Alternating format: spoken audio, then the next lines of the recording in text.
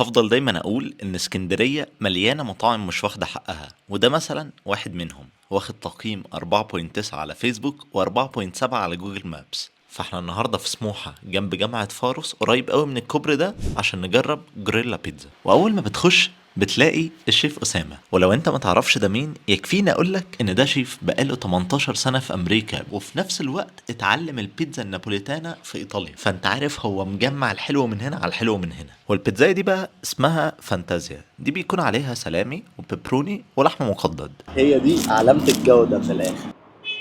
ايه ده؟ والله ايه الجمال ده؟ الصوص الاحمر اللي من تحت خطير خطير خطير خطير.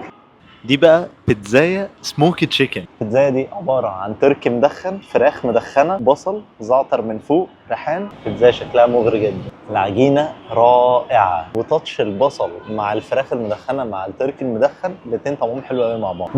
وحاجة من الحاجات اللي عجبتني هناك ان في بيتزات فعلا مختلفة عن السوق زي البيتزا دي. صلصة فلفل، كوسة، مشروم، فلفل ألوان. هو أنا مش متخيل خالص موضوع كوسة على بيتزا ده، بس الغريب إن الميكس بتاعها عاجبني. ده كاليزوني ميت لافرز، 4 أنواع لحوم.